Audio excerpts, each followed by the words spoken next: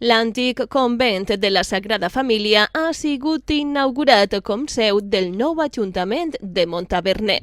Aquest dissabte 6 de novembre s'obrien les portes de la que ja és la nova casa de tots els montavernins i montavernines, en un dels edificis més volguts per tots els veïns i carregat de simbolisme, ja que va albergar durant anys una escola amb les religioses terciàries caputxines i més tard amb les religioses Amoris Opus. Una estrena que es fa més en un any important, ja que el poble es troba immers en la celebració del 150 aniversari de la seva fundació. És un edifici emblemàtic per a Montaverner, és un edifici on tota la gent de la meva edat ja encara vinguérem de xiquets. Després va tindre un lapsus molt gran perquè ahir va haver uns anys que no va haver res.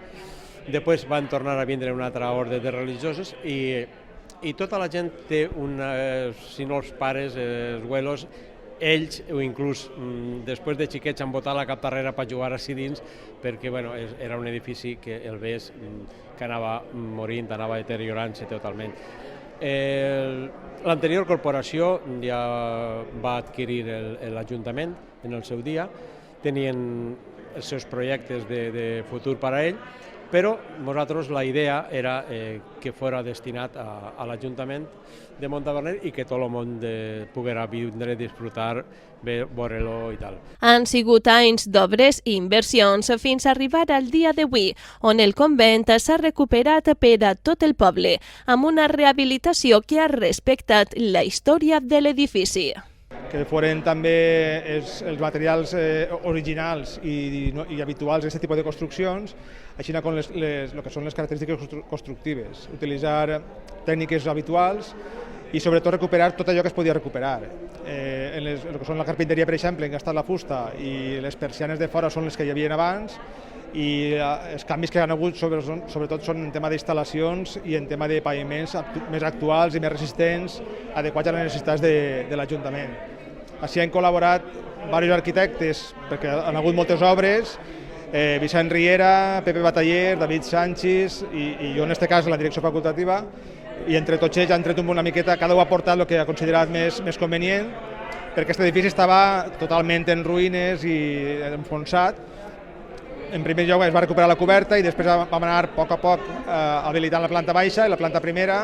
i després ja ha sigut l'habilitació total per a poder funcionar com a Ajuntament. L'edifici es distribueix en una planta baixa on trobem la recepció i el saló de plens. En la primera planta estan els despatxos dels tècnics municipals, l'alcaldia i secretaria. Les parets, a més, s'han engalanat amb fotos antigues cedides pels propis veïns i encara queden projectes per escometre, ja que així s'ubicarà un museu sobre l'educació i al pati exterior un museu a l'aire lliure dels oficis antics locals. El que era l'escola dels cagons, dels xiquets, va convertir-se en un museu de l'escola, perquè disposem de material, disposem de taules d'aquelles xocotetes, hexagonals, tal, i la idea és que en fer una altra replegueta siga un museu on la gent pugui disfrutar de veure-lo. El pati també, com haureu vist, està rehabilitat i el pati la idea és un museu històric a l'aire lliure, un museu on es representaran el que s'ha fet en el poble, siga bé la vinya, siga bé el mimbre, la garrafa, el raïm, i tot això és perquè la Junta dels Dos Rius també, la bassa la conservarem, i tot això és perquè la gent pugui vindre i disfrutar d'este pati que també al final quedarà molt asseat. Un edifici, en definitiva, que s'anticipa al futur, ja que en ell es combina la bellesa i la funcionalitat. Un nou ajuntament que obri les portes a un immoble del segle XXI.